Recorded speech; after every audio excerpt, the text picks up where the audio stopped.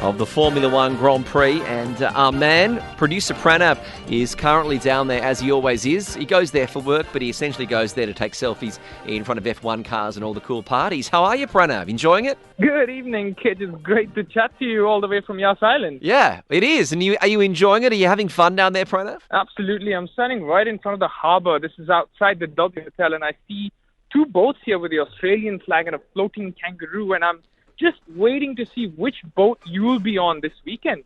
Yeah, I am going to be on a boat this weekend, so I'll be looking forward to that. But look, on a better note, P-Man, looking at the Formula One that's coming up, I want to know what's happening with Ferrari. There's a lot of talk that's going on that I'm reading about. Ferrari is saying that they couldn't be happier about the prospect of the team returning to the top in Formula One under Frederic Vasseur. What's the talk down in Abu Dhabi? Well, look, Fred Vasseur, he's had a tough time this season. Inconsistency in the cars, a few reliability issues, but of course the drivers have made some errors themselves as well. So I think it's a big improvement from the initial times of Ferrari. But again, if you go back to the year they had in 2022, 2023 is a big disappointment. But they are still just 4 points away from Mercedes. And as I say that, Toto Wolff is walking past me, so let me hold on that. He's got to get a selfie. Are you going to get a selfie? Get a selfie. No. Why not? We've got to remain professional here. Toto Wolff is a great guy, and I'm sure... Since when do you remain professional? Go get a selfie with Toto Wolff. George Russell, he was earlier in the press conference, the driver from Mercedes. He said that the environment in the Mercedes team is cool, composed, and they have a plan to make sure that they finish second in the Constructors' Championship. Mind you, the gap between Mercedes and Ferrari is just 4 points. So that will be the big headlines going into the race this weekend in Abu Dhabi. Both teams know that the season is done and dusted with Red Bull. That is the most dominant car. But there's still pride to play for here. There have been many fans that have already turned up for what is the opening day. A lot of pictures have turned up on social media of everyone's there, whether they're seeing Lewis Hamilton or whether they want to try and check out many of the fans at the pit lane walk that are on. Give me an insight. Today, what would the percentage of fans be that are F1 fans, motorsport fans, and other people that are just having a sticky beak? I think everyone here is a motorsport fan. If not, I'm sure everyone else is either a Daniel Ricciardo fan, Charles Leclerc, or a Lewis Hamilton fan. And they're all dressed in swagger, just as they're all walking past me. Look, I think the highlight for me as a sport fan would be Oscar Piastri wearing the 2003 ICC Cricket World Cup jersey. And in fact, he announced it that it was match worn by Brett Lee himself. So that's a great bit of memorabilia to have, and I'm sure 6-time world champions Australia, he's proud to wear that flag with him as he races this weekend. And it's his last race as a rookie. That means going into the McLaren season next year, he will be one of the frequent races. The rookie number plate of him is off now, so the pressure is off of him. Yeah, he's a regular. The other aspect is I was reading about, and there are a lot of corporate events that are going on down there. I was reading about the Williams drivers, Logan Sargent and Alex Albon.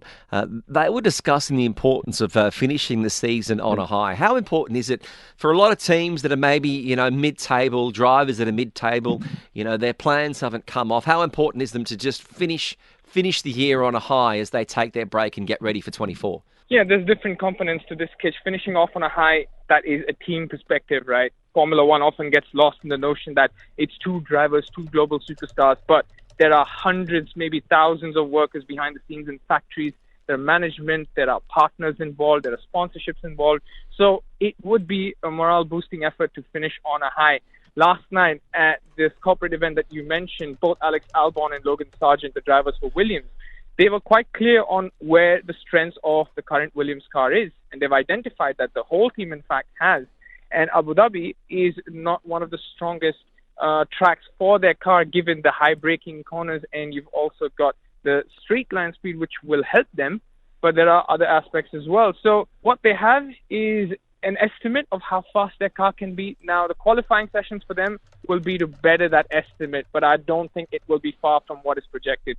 Williams, on the other hand, might just see them finish somewhere around 17, 18 in this track. Now, when it comes to Abu Dhabi, they also have some of the hottest concerts of the year. Who are you most looking forward to? Ava Max, Tiesto, Chris Brown, Shania Twain, the Fooies. Who do you want to see the most? Listen, if I don't say Shania Twain, I know a few of my colleagues back in Sun Asia Network are going to be a bit annoyed. Right. So I will add her name to the list. But most important artist for me this weekend will be Chris Brown.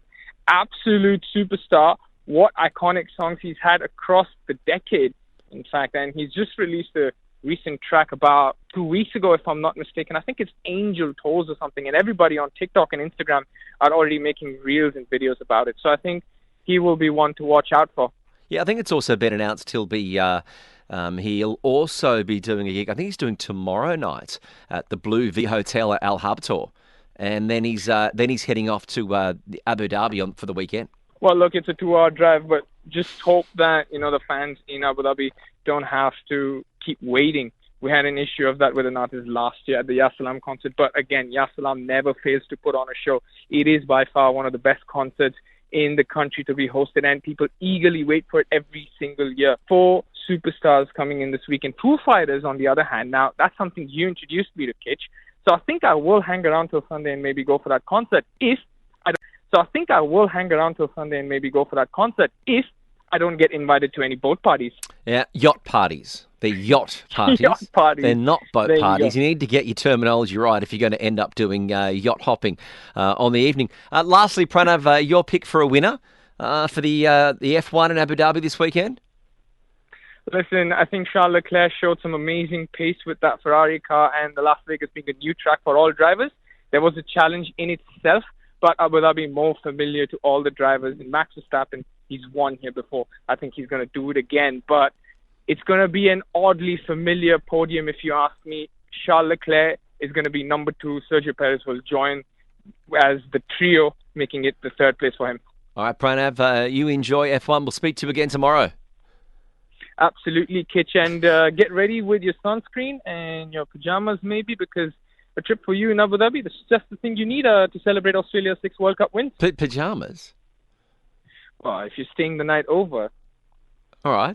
I thought you were expecting me to wear them when I was at the F1. Thank you, Producer Pranav.